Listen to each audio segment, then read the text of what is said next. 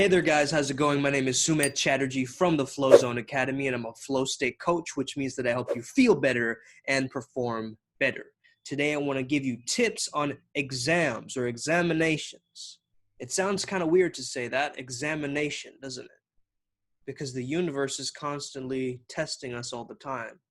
And you've heard the quote, an unexamined life is not worth living.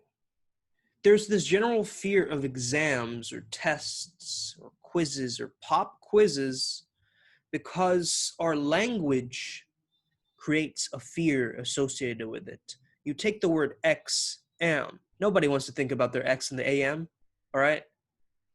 Exterminate, exploit, all these words out of X that are very negative words. Instead of studying, call it brain training. All right, or working, whatever you want to call it. Don't call it a deadline, call it a due date. Try and change your language up because that is going to be very, very monumental in controlling your subconscious mind, and you want it to work for you. So first of all, I would listen to a subliminal message, something in the background that tells you you're going to ace this test. A lot of our subconscious mind have told us otherwise, right? We have memories maybe based on spelling tests correctly, right? Just because we failed one exam, it creates a rule in our mind that all exams are bad and that I'm not good enough and this doesn't seem like it's going to work, and all the horrible things that anxiety can do for us in our mind, right? Creating this horrible future for ourselves when really we suffer more in our imaginations than we do in reality. So what I would say is prepare. Do it from a calm place and a composed place. You don't want to be frantically doing it on the last day, studying the last minute. If you keep doing even a little bit each day before the big day, you're going to succeed. Most basketball games are won when they're practicing shooting the hoops.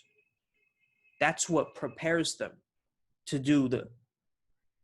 have the big game. And of course, you're going to have pre-game jitters, but that's to give you that extra energy reserve so you can actually put that focus in and that ferocity in and use all of your energy for the present moment into that test.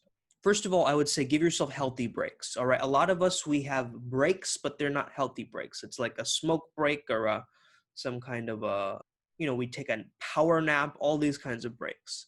I would actually start to, of course, you might need a power nap. I'm not saying don't have that.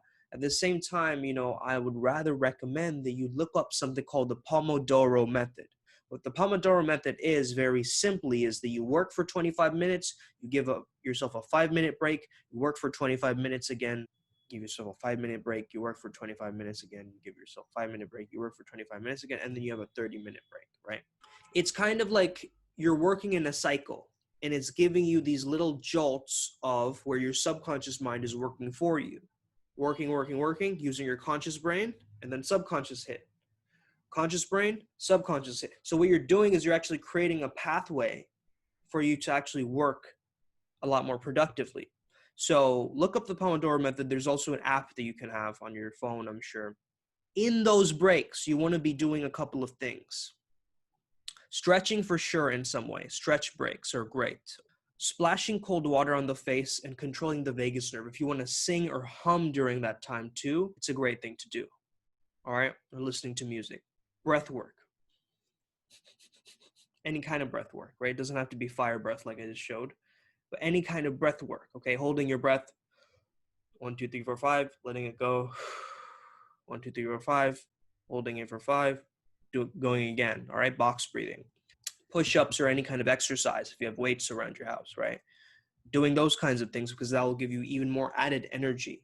It's important what you're doing in those healthy breaks. Then it also matters where you are working. Where is your desk? Are you working on your bed? If you're working on your bed, it might be associated with you sleeping there as well as you working. Now, I know it's not a great thing. I've also worked on my bed a lot of times, but I notice it's not the most ideal for me, though my bed is kind of on the ground, so that might be a different thing.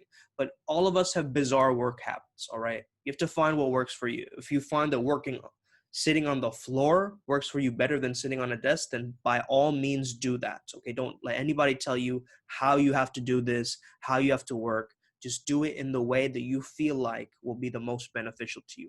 If you find that highlighting a bunch of things and printing out and, using a bunch of papers is your style and your method, then by all means go for that. If you find that, doing something practical, or maybe you like watching videos, go about that method. But make sure you keep a time in the day that you are doing it and you're going back to it.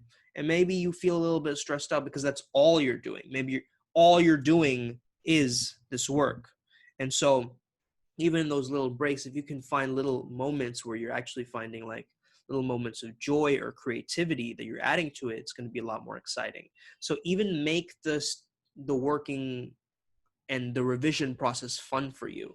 And you can do this by actually taking the strengths quiz. I don't know if you've taken it before, the VIA strengths questionnaire. And then let's say, for example, your top strength is humor. Now you have to ask yourself, how can I make myself laugh while revising? So if you're studying about, let's say, the digestive system, you imagine like the pancreas and the stomach as little characters, and you make yourself laugh, right? You draw little cartoons, or you do little things that make you enhance your humor in that time. Maybe you make a little meme that makes you laugh. Get into study groups and share those memes, and get into a rapport with other people. Make Zoom meetings where you all study together. Also, make sure that you're rewiring the conditioning of schooling, because schooling is like, you go to the classroom, you listen to the teacher, you take notes, you raise your hand sometimes, you ask questions, you don't speak until spoken to, all of these different rules, right, that you have to follow. And it's like this kind of waiting for validation, waiting for the adult to say that you did it correctly, all this kind of stuff, right? So in a sense, you want to take the self-reliance on yourself and really create a structure that you find enjoyable, and not what your tutor is giving you, because oftentimes, that will really start to frustrate you.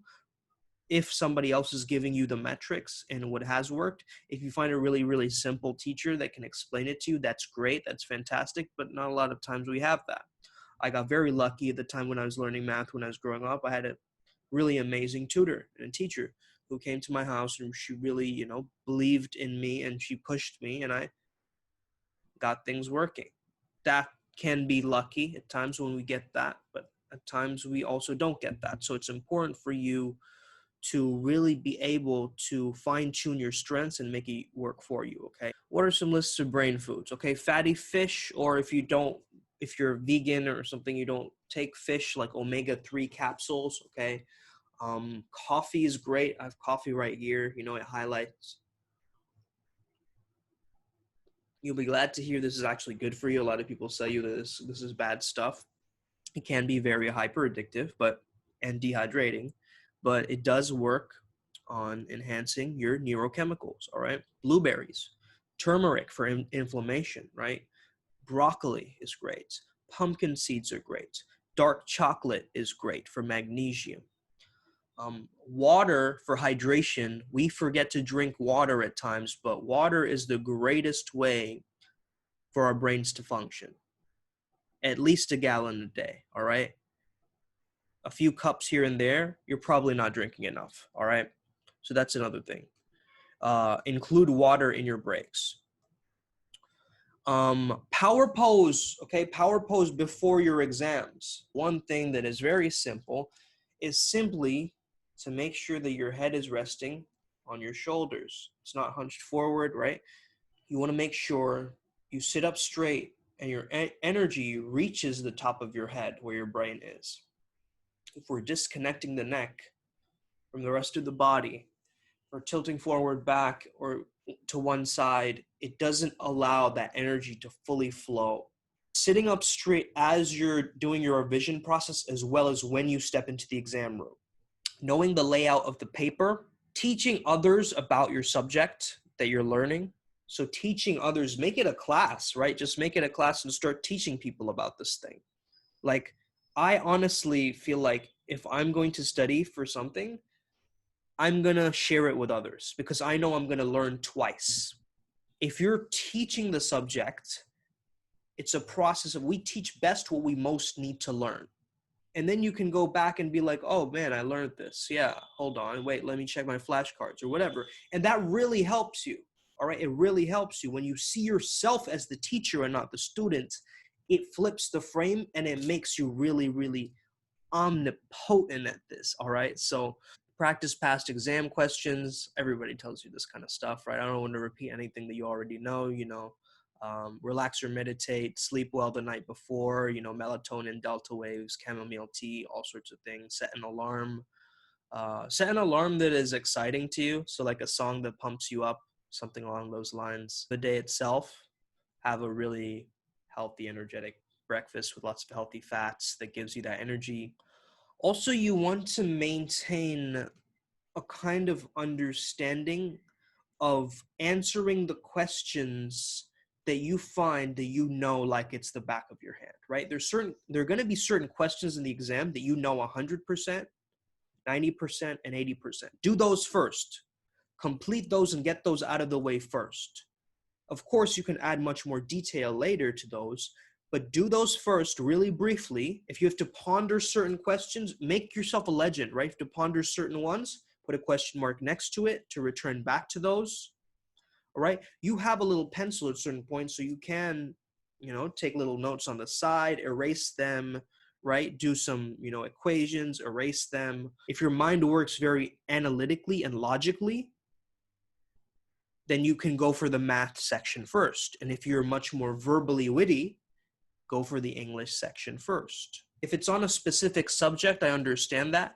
Even in that subject, find the ones that you enjoy answering, and also you feel like this I can do. I know what this one is, right? Okay. And when you start to get nervous that I don't know this answer, I don't know this question, just focus on breathing from your belly. All right. So just that will get you to calm your mind down, and that anxiety will be less. Also, you'll notice a lot of people, what do? When they get nervous, they start to fidget. They start to tap their pencil. They start to chew their pencil. They start to play with their hair. They start to do this. They start to do that. They start to tap their foot very rapidly. So these are all self-soothing mechanisms that people use. I personally have rings that spin. You can't necessarily bring like a fidget spinner into the hall. You know what I mean? At the same time, you can make use of what you have. If it helps for you to fidget, I would highly recommend that you do so in a way not to disturb others who are also doing it, right? So if you have a hair tie, you can take it out, you can sort of play with it as an elastic band as you're looking at the questions. That helps you kind of take your mind away from the stress. So find little cues that you can give yourself. Take this as an example, right? Let's say you put your hand in some very ice water. First of all, it's going to be a shock as you contact it. So when you might see the test, it's like, oh man, you might feel a sense of shock. But then what happens? You adapt to it. So let your eyes just gaze and wander over the test itself as you merge into the test, get into flow state, and read the answers really slow. Try and read it in different accents. Try and read it in, you know, first person, third person. Read it in different ways and angles and try to do it. And don't spend so much time reading and not answering either, right? You want to read it, but then you want to go. Take action immediately, pen to paper. You're letting yourself become the exam. There is no difference between you writing, the writer of the exam, the test taker, and the actual piece of paper itself. If you take a cold shower or actually put your hand in ice water, you'll notice that at first it'll be like, oh man, this is terrible. And then after a while, when you do it, you'll feel desensitized to it. Why? Because you've done it so many times. It's the same thing with an exam. If you've done it a lot of your life and you know that you can do it, and you've passed exams in the past, use that reference experience to crush this one. One last thing, listen to gamma waves, okay? Gamma wave frequencies, if you don't have earphones or headphones, listen to isochronic tones. Okay, isochronic, that's ISOCHRONIC, okay, isochronic tones. Also, you know, I love personally, when I'm revising for something, I love listening to instrumental music, like classical music, or even, you know, I'm sure a lot of people listen to the lo-fi hip-hop radio channel on YouTube, which has great tracks for just like, you know, flowing to some, getting you focused, you know, tracks that really help. They're actually called study music, right? There's a lot of different tracks out there that help for this. Certain people love to just ride the rhythm of a kind of trance where you can allow that music to guide you towards where you want to go. Anyway, guys, have an amazing day. May the flow be with you and stay legend.